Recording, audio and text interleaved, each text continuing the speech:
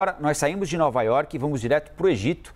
Voltamos a falar da COP27. No discurso de abertura da cúpula de líderes da Conferência do Clima da ONU, o secretário-geral da organização, Antônio Guterres, pediu que as duas maiores potências do mundo, China e Estados Unidos, se juntem para liderar um pacto climático global. É assunto para o nosso analista sênior de internacional e enviado especial ao Egito, Américo Martins. Américo, bom dia. Antônio Guterres faz sempre discursos muito duros, não é? Muito contundentes. Eu estava lendo aqui que ele disse que estamos caminhando em direção ao inferno e seguimos caminhando, né?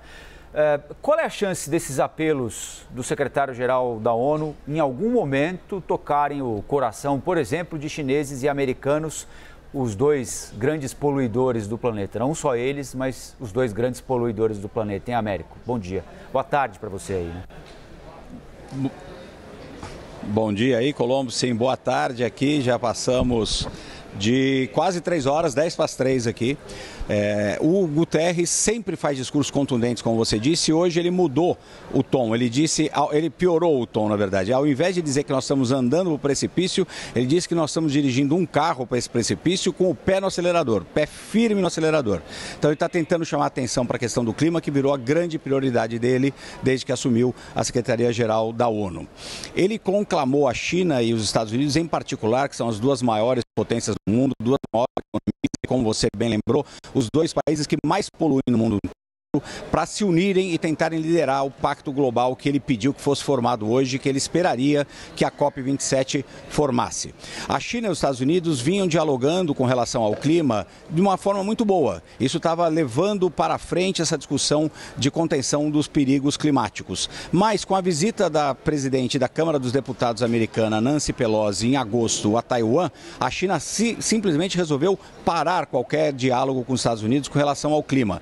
Eles disseram que tudo que os Estados Unidos faz tem algum tipo de implicação, então se teve esse movimento político de fazer um gesto a Taiwan, eles suspendiam a conversa diplomática com relação ao clima. Isso foi muito ruim e o Guterres, no discurso de hoje, quis animar os dois grandes países a tentarem se unir e fazer o máximo de esforços para conter as mudanças climáticas. Mas vai ser muito difícil ele conseguir fazer isso funcionar simplesmente com o discurso. Tem muito mais coisa em jogo aí.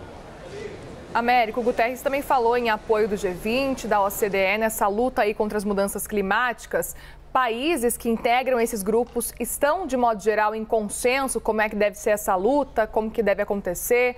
Conta pra gente, para além de Estados Unidos e China. Bom dia, Muriel. Consenso é a palavra que não existe aqui. Não existe consenso entre ninguém, nem entre a China e os Estados Unidos, nem entre os países ricos entre eles, nem a relação dos países ricos com os países em desenvolvimento. Então, aqui são 197 países numa grande mesa redonda discutindo, cada um com seus interesses e vários grupos com seus próprios interesses também. Mas a mensagem do Guterres hoje foi muito importante porque ele deixou claro que o mundo mais desenvolvido, representado pelo G20, OCDE e especialmente China e Estados Unidos, tem um papel muito importante em tentar calibrar essa discussão sobre a mudança climática. Por quê? Eles são os maiores poluidores, são os que historicamente, a China não, mas os Estados Unidos e os outros grandes países, especialmente da OCDE, têm uma responsabilidade histórica, porque eles foram os grandes poluidores ao longo da história, e o Guterres marcou muito bem. Eles é que têm que liderar esse processo, inclusive ajudar os outros países a se moverem também para ter uma economia mais verde. Ele deixou isso muito claro. Agora, consenso não se espera muito aqui hoje, não.